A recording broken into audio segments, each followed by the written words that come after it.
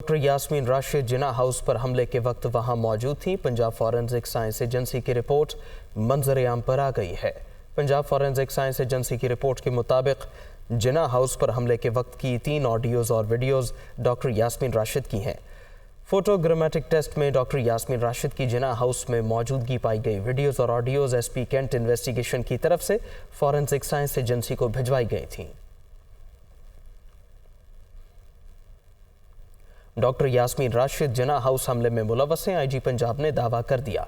Doctor Usman Anwar कहते हैं doctor Yasmin Rashid की बरीयत के फैसले को अदालत में चैलेंज किया जाएगा। PTI रहनुमाओं की कोर कमांडर हाउस से 41 कॉल्स ट्रेस हुई। मुद्दसर हुसैन की रिपोर्ट। 9 मई वाकयात में कौन कौन मुलविस है, IG पंजाब ने सबूत सामने लाने का दावा कर दिया। डॉक्टर उस्मान अनवर ने प्रेस कॉन्फ्रेंस करते हुए बताया कि 8 और 9 मई को जमान पाक से होने वाली कॉल्स मुश्तरका हैं। 8 मई को 215 कॉल्स हुई थी। PTI सीनियर क़यादत की दर्जनों कॉल्स का रिकॉर्ड है। फैसलाबाद में हसास इदारे पर बाकायदा प्लानिंग से हमला हुआ। ये तमाम जिना house, PF base Mianwali, Hamza cab Rawalpindi, radio Pakistan Peshawar, बन्नू कैंट, GHQ रावलपिंडी और इसके साथ साथ मुख्तलिफ जगहों पे जो हमले होते हैं वो किस तरह एक टाइम पे शुरू किए जाते हैं। और तमाम इंस्पेक्टर जनरल साहिबान से हमारी बातचीत हुई है। इंटीरियर में इसके बारे में कॉन्फ्रेंस हुई है जिससे पता चला है कि खास टाइम के ऊपर बड़े तरीके के साथ ये प्लान किए गए। डॉक्टर उस्मान अनवर का कहना था कि डॉक्टर यास्मीन राशिद समेत दीगर PTI रहनुमा जिना हाउस हमले में मुलविस हैं। डॉक्टर यास्मीन राशिद को मुकदमे में नामजद करने की जिमनी कॉपी भी मौजूद है। यास्मीन राशिद 41 कॉल्स और ये कॉल्स GSM की कॉल्स है, WhatsApp की कॉल्स और इंशाल्लाह ताला इनके जो बाकी डेटा है वो हम अदालत में सामने रखेंगे। IG पंजाब ने मजीद बताया कि जिना हाउस से 41 कॉल्स ट्रेस हुई हैं। अदालत में शरपसंदों के खिलाफ मजीद सबूत लेकर जाएंगे। फरार PTI रहनुमा भी शामिल तफ्तीश होकर अपनी बेगुनाही साबित करें। चौधरी परवेज लाही और सेक्रेटरी पंजाब असेंबली राय मुमताज़ के जिस्मानी रिमांड की इस्तदा मुस्तरद। अदालत ने साबिक वज़ीर आला और सेक्रेटरी पंजाब असेंबली को 14 रोज़ा जुडिशल रिमांड पर जेल भेज दिया। चौधरी परवेज लाही को कैंप जेल मुंतकिल कर दिया गया। परवेज लाही कहते हैं फौज हमारी है, मेरा 9 मई के वाक़े से कोई ताल्लुक़ नहीं है।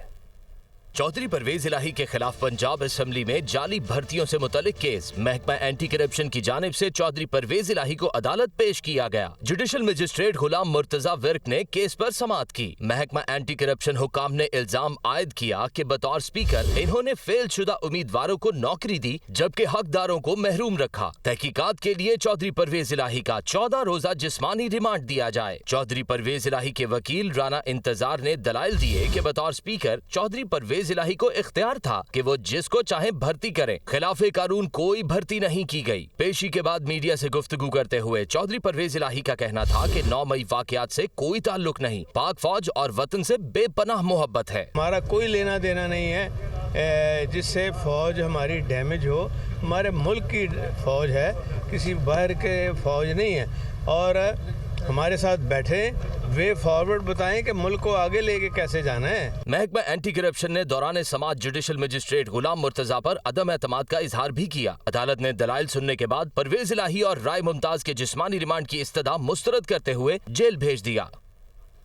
वज़ीर दाखिला राना सनाउल्लाह कहते हैं सियासी एहतजाज की आड़ में जलाओ घेराव किया गया, रियासत के खिलाफ बगावत हुई और शहदा की यादगारों की बेहुरमती की गई।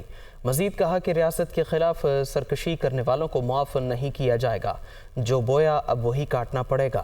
कानूनी अमल सबूताश करने की हरगिज़ इजाज़त नहीं देंगे। वो फैसलाबाद में तकरीब से खिताब कर रहे थे। इन्होंने जो जुर्म किया है, इन्होंने सियासी एहतजाज नहीं किया, इन्होंने म्यूटनी की है, इन्होंने रियासत के खिलाफ सरकशी की है, इन्होंने रियासत के खिलाफ बगावत की है। और सरकशी और बगावत जब रियासत के खिलाफ हो उसकी माफ़ी नहीं दी जा सकती। जिसने दफाई तनसीबात के ऊपर हमला किया, जिसने वहाँ पे नारेबाजी की, जिसने आर्मी हाउस जना हाउस को आग लगाई, जिन्होंने वहाँ पे लूट मार की, जिन्होंने शुहदा की यादगारों के ऊपर, अब मेरा जो जुबान है वो ये मेरा साथ नहीं देती कि इन्होंने क्या किया वहाँ पे। इन्होंने वहाँ पे उनके मुजस्समों को तोड़ा, जिन्होंने रियासत के खिलाफ सरकशी की है। ان کو کسی قیمت پہ معاف نہیں کیا جائے گا۔ رضا نصراللہ گھمن اور عائشہ اقبال نے بھی تحریک انصاف کو خیر باد کہہ دیا۔ دونوں رہنماؤں نے 9 مئی کے واقعے کی شدید الفاظ میں مذمت کی۔ رضا نصراللہ گھمن اور سابق ایم پی اے عائشہ اقبال نے بھی تحریک انصاف اور سیاست سے کنارہ کشی کا اعلان کر دیا۔ لاہور پریس کلب میں پریس کانفرنس کے دوران رضا نصراللہ گھمن نے 9 مئی کے دلخراش واقعے کی پرزور مذمت کرتے ہوئے کہا کہ کچھ وقت کے لیے سیاست سے کنارہ کشی اختیار کر رہا ہوں، فلاحی کام جاری رکھوں گا۔ 9 مئی کا جو واقعہ تھا وہ میرا خیال ہے کہ پاکستان کی تاریخ میں ایک دلخراش واقعہ تھا۔ پوری محب وطن پاکستانی اس پہ نادم ہے۔ جو ایکٹیو پالیٹکس ہے وہ میں سمجھتا ہوں کہ جی میں نے اب بالکل چھوڑ دی ہے۔ عائشہ اقبال کا پریس کانفرنس میں کہنا تھا کہ خون خرابے والی سیاست پسند نہیں، پی ٹی آئی اور سیاست سے علیحدہ ہو رہی ہوں، پاکستان ہے تو سب کچھ ہے۔ آج میں آپ سب کو یہ بتانا چاہتی ہوں کہ میں پی ٹی آئی اور سیاست سے مکمل کنارہ کش ہو رہی ہوں۔ یہ خون خرابہ ایسی سیاست مجھے پسند نہیں ہے جس میں ہمارے اپنے شہری، ہماری اپنے لوگ آپس میں لڑیں۔ ایسی سیاست مجھے نہیں چاہیے۔ تحریک انصاف چھوڑنے والے دونوں رہنماؤں کا کہنا تھا کہ سارے سیاستدان مل کر ملکی مسائل کا حل نکالیں۔ پی پی 68 منڈی بہاؤالدین سے پی ٹی آئی کے امیدوار قمر خان نے پارٹی چھوڑنے کا اعلان کر دیا۔ کہا، شہداء کی یادگار اور دفاعی تنصیبات پر حملے کی شدید مذمت کرتا ہوں۔ پاک فوج اس ملک کی محافظ ہے۔ 9 مئی کا جو ثانیہ ہوا، جو فوجی تنصیبات پر حملے ہوئے، اداروں پہ حملے ہوئے، تو میں اس کی شدید الفاظ میں مذمت کرتا ہوں، اور جو لوگ اس میں ملوث ہیں ان لوگوں کو سخت سے سخت سزا دینی چاہیے۔ پاکستان ہے تو ہم ہیں، پاک فوج ہے تو ہم ہیں، ہم اپنے پاک آرمی پاک فوج کے ساتھ شانہ بشانہ کھڑے ہیں، اور اس جو ثانیہ 9 مئی کا واقعہ ہوا ہے تو میں اس میں پی ٹی آئی کو چھوڑنے کا اعلان کرتا ہوں۔ تحریک انصاف کو چھوڑنے والے ہم خیال اراکین نے نیا گروپ بنا لیا۔ ڈاکٹر مراد راس اور ہاشم ڈوگر کی زیر صدارت اجلاس میں گروپ کا نام فائنل کیا گیا ہے۔ اجلاس میں فیصلہ کیا گیا کہ فی الحال ہم خیال اراکین جہانگیر ترین گروپ کے ساتھ نہیں جائیں گے۔ اراکین ڈیموکریٹس کے نام سے اپنی الگ شناخت رکھیں گے۔ گروپ میں آنے والے اراکین کی شناخت بھی فی الحال ظاہر نہیں کی جائے گی۔ الیکشن کمیشن میں گروپ کو رجسٹر نہیں کروایا جائے گا۔ ڈاکٹر مراد راس کے مطابق الگ گروپ کی حیثیت سے شناخت بنائیں گے۔ مسلم لیگ خاف، پیپلز پارٹی اور مسلم لیگ نون میں بھی شمولیت نہیں کی جائے گی۔ 190 ملین پاؤنڈ کی غیر قانونی منتقلی کے اسکینڈل میں بڑی پیش رفت ہوئی۔ نیب راولپنڈی نے 22 اہم سیاسی رہنماؤں کے خلاف تحقیقات تیز کر دی ہیں۔ سابق کابینہ کے ممبرز کے نام، گاڑیوں، جائیدادوں اور اکاؤنٹس کا ریکارڈ طلب کر لیا گیا ہے۔ راہیل علی کی رپورٹ۔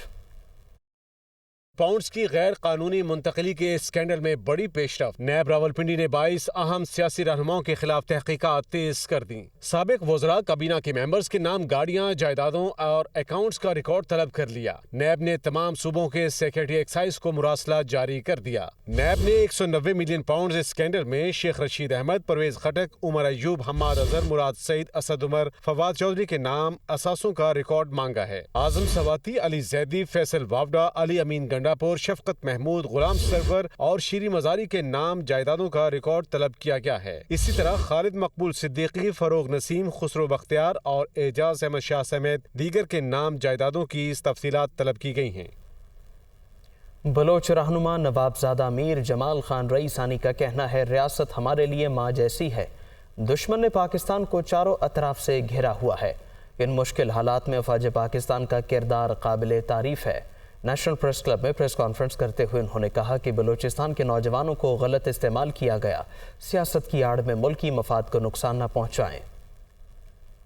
نوابزادہ میر جمال خان رئیسانی نے اسلام آباد میں پریس کانفرنس کرتے ہوئے 9 مئی کے واقعات کی پرزور مذمت کی۔ ان کا کہنا تھا کہ دشمن نے پاکستان کو چاروں طرف سے گھیرا ہوا ہے اور 9 مئی جیسے واقعات سے دشمن کو وطن عزیز کے خلاف ہرزہ سرائی کا موقع ملا۔ ایسے واقعات میں ملوث افراد کو قرار واقعی سزا ملنی چاہیے۔ 9 مئی کے جو واقعات ہوئے ہیں، یقیناً ان واقعات کو دیکھ کر ہر پاکستانی کا دل خون کے آنسو روتا ہے۔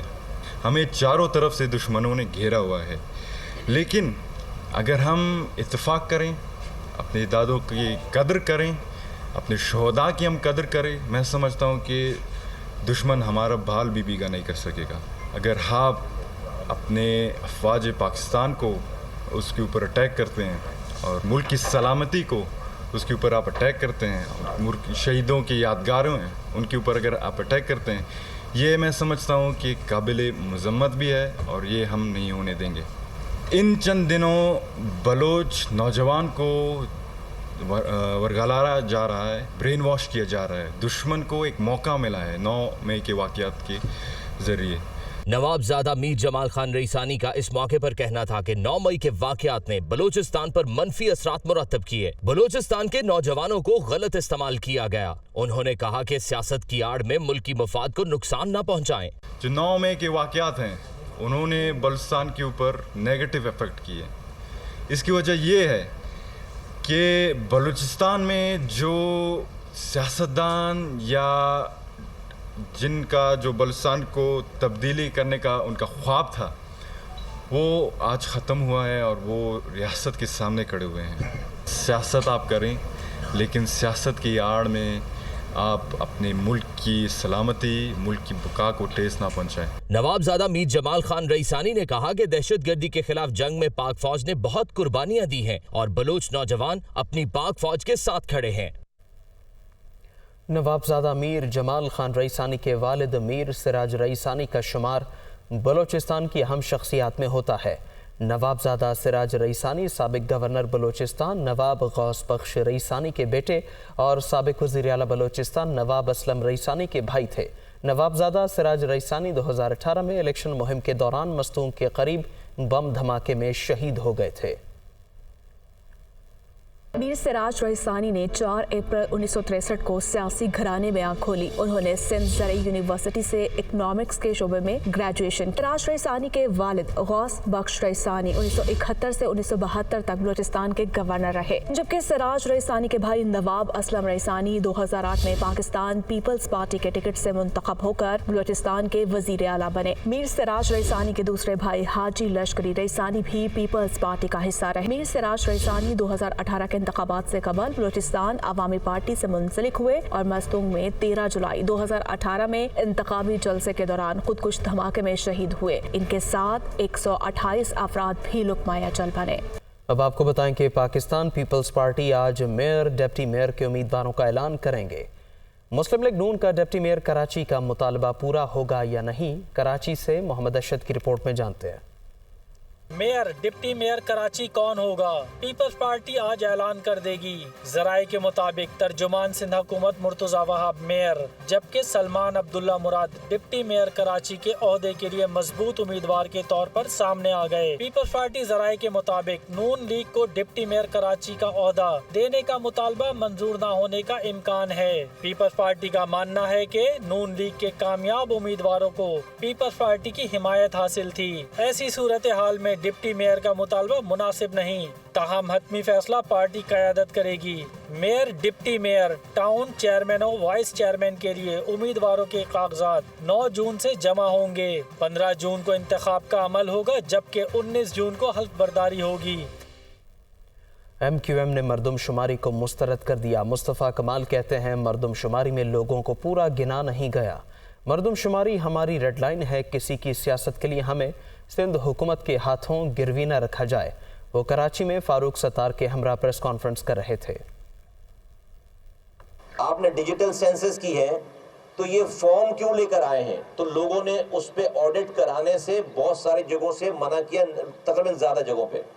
ہم نے وزیر اعظم سے میٹنگ کی ہے ایم کیو ایم نے, اس کے بعد احسن اقبال صاحب سے میٹنگ کی ہے, پھر خالد مقبول صدیقی صاحب نے کنوینر ایم کیو ایم, انہوں نے احسن اقبال صاحب کو خط لکھا ہے اور ہم انہیں یہ بتانا چاہتے ہیں کہ ہم یہ جو نمبر آئے ہوئے ہیں ان نمبر کو ہم نہیں مانتے. پاکستان میں جو افراتفری چل رہی, جب اس سے فارغ ہوں گے تو پتہ چلے گا کہ بھئی آبادی جو ہے وہ اتنی رہ گئی. بھئی ہم اس تمام پولیٹیکل افراتفری کے باوجود ہم اس سے صرف نظر نہیں کر سکتے. یہ ہمارے لیے زندگی اور موت کا, میری نسلوں کی زندگی اور موت کا مسئلہ ہے. تو بھئی ابھی اس وقت ایک طبقہ حکومت گرانے میں لگا ہوا ہے, ایک طبقہ حکومت بچانے میں لگا ہوا ہے. کسی کو کوئی فکر نہیں ہے کہ ہو کیا رہا ہے. کہ یہ جو سینسس کے نمبر ہیں 1,91,00,000 کراچی کے نمبر، یہ ہم نہیں مانتے۔ وزیر ریلوے و ہوابازی خواجہ سعد رفیق نے کہا کہ روزویلٹ ہوٹل کے 1025 کمروں کو 3 سال کی لیز پر دے دیا ہے۔ اس لیز سے پاکستان کو $220 ملین آئیں گے۔ نیو یارک کی سٹی ایڈمنسٹریشن کے ساتھ کانٹریکٹ سائن ہوا ہے۔ تمام ایئرپورٹ سے ایک ایک کر کے آؤٹ سورس ہوں گے۔ تمام عمل شفاف ہوگا۔ وہ لاہور میں نیوز کانفرنس کر رہے تھے۔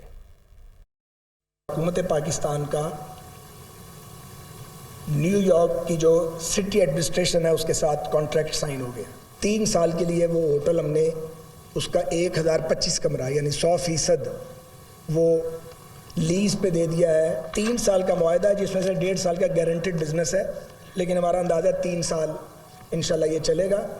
$220 ملین پاکستان میں آئے گا، اور جس حالت میں ہوٹل ہے اسی حالت میں انشاءاللہ واپس ملے گا۔ تو وہ جو کیا سرائیاں تھیں اس کے بارے میں کہ جی بک جائے گا، جی پتہ نہیں کیا کیا ہو جائے گا، میرا خیال ہے وہ کہانی تو اب کلوز ہو گئی ہے۔ آپ ہیتھرو کو دیکھ لیں، آپ مدینہ منورہ کا ایئرپورٹ دیکھ لیں، آپ یہ جو آپ کا جو استنبول کا بڑا والا ایئرپورٹ ہے وہ دیکھ لیں، سارے آپریشنز جو ہیں یہ آؤٹ سورس ہیں۔ تو ہم دنیا میں سب سے پیچھے رہ جاتے ہیں ہر بار۔ ہمیں بھی دنیا کے ساتھ جو بیسٹ ورلڈ پریکٹسز ہیں ان کو فالو کرنا چاہیے۔ بالکل ٹرانسپیرنٹ پروسیس ہوگا اور پوری قوم کے سامنے۔ نادرا نے عوام کے لیے نئی سہولت کا آغاز کر دیا۔ ملک کے 30 شہروں میں نادرا شناختی کارڈ کے ساتھ پاسپورٹ بھی بنائے گا۔ وزیراعظم شہباز شریف نے کہا کہ جس تحصیل یا سب تحصیل میں پاسپورٹ آفس نہیں وہاں نادرا پاسپورٹ بنائے گا۔ نادرا ملک کے 30 شہروں میں اب شناختی کارڈ کے ساتھ ساتھ پاسپورٹ بھی بنائے گا۔ وزیراعظم شہباز شریف نے کہا کہ جن تحصیل یا سب تحصیل میں پاسپورٹ آفس نہیں وہاں نادرا پاسپورٹ بنائے گا۔ نادرا کے دفتر میں ہی اب پاسپورٹ کا بھی ایک الگ سے کاؤنٹر موجود ہوگا۔ نوٹیفیکیشن کے مطابق نادرا میں پاسپورٹ کے لیے لاہور ریجن کے 12، کراچی کے 2، ملتان کے 6 سینٹر، سرگودھا کے 2، خیبر پختونخوا کے 4، جبکہ اسلام آباد کے 2 سینٹر شامل ہیں۔ مہنگائی کو بریک لگتے نظر نہیں آ رہی۔ برائلر پہنچ سے کوسوں دور ہو گیا۔ مرغی کا گوشت 26 روپے مہنگا ہوا، فی کلو قیمت 641 روپے تک جا پہنچی ہے۔ سبزیاں اور پھل بھی عام آدمی کی قوت خرید سے باہر ہیں۔ زاہد عابد کی رپورٹ۔ مہنگائی کے وار مسلسل جاری، برائلر گوشت مزید مہنگا ہو گیا۔ مرغی کا گوشت 26 روپے اضافے کے ساتھ 641 روپے فی کلو تک جا پہنچا۔ مارکیٹ میں برائلر کی سپلائی انتہائی کم، لاہور کی بیشتر دکانوں پر مرغی کا گوشت دستیاب نہیں۔ فارمی انڈوں کے نرخ 260 روپے فی درجن کی سطح پر برقرار ہیں۔ مارکیٹ میں سبزیوں کی قیمت میں بھی تیزی کا رجحان ہے۔ آلو اور پیاز 80، لہسن 400 اور ادرک 800 روپے فی کلو میں دستیاب ہیں۔ ٹماٹر 40 سے 50 روپے فی کلو بیچے جا رہے ہیں۔ پھول گوبھی 150، بھنڈی 140، مٹر 280 روپے فی کلو ہیں۔ ٹینڈے 120 اور کریلے 100 روپے فی کلو فروخت کیے جا رہے ہیں۔ عوام کہتے ہیں قوت خرید کے مقابلے میں اشیاء ضروریہ کہیں زیادہ مہنگی ہیں۔ ہم تو یہی کہیں گے انہوں کو شرم تو آتی نہیں ہے حکمرانوں کو۔ ہاں جی، انہوں کے پاس تو پیسہ ہے، غریب آدمی کے پاس پیسہ کوئی نہیں ہے۔ کسی کی تنخواہ 20,000 ہے، کسی کی 25,000 ہے، اس میں وہ گھر کا خرچہ کیسے چلائے؟ زیادہ تر عوام جو ہے وہ اس وقت پریشان ہے۔ ان کی جو پیئنگ کیپیسٹی ہے اس کے مطابق مہنگائی کی شرح جو ہے وہ بہت زیادہ بڑھ گئی ہوئی ہے۔ قریب اب بجٹ بھی پیش ہونے والا، 9 تاریخ کو بجٹ پیش ہونا ہے، تو میں یہی کہوں گا کہ یہ بجٹ میں اگر یہ ٹیکسوں کی بھرمار کر دیں گے نا تو بجائے اس کے کہ یہ سستی ہوں چیزیں مہنگی ہو جائیں گی۔ پھلوں میں سیب 400، آم 200 سے 300، تربوز 40 سے 50 روپے فی کلو، جبکہ کیلے اسپیشل 400 روپے فی درجن مل رہے ہیں۔ میرپور خاص میں 3 روزہ مینگو فیسٹیول اختتام پذیر ہو گیا۔ سالانہ میلے میں 120 اقسام کے آم نمائش کے لیے رکھے گئے۔ اختتامی تقریب میں وزیر اعلیٰ سندھ کے مشیر منظور وسان سمیت دیگر شخصیات شریک ہوئیں۔ سالانہ میلے میں آموں کی نمائش کے علاوہ خواتین اور بچوں کے لیے تفریح کے مختلف پروگرام بھی رکھے گئے تھے، جبکہ ساتھ ہی سندھ کے روایتی کھیل بھی توجہ کا مرکز بنے رہے۔ 3 روزہ مینگو فیسٹیول میں 120 اقسام کے آم نمائش کے لیے رکھے گئے تھے، جنہیں عوام کی جانب سے بے حد پسند کیا گیا۔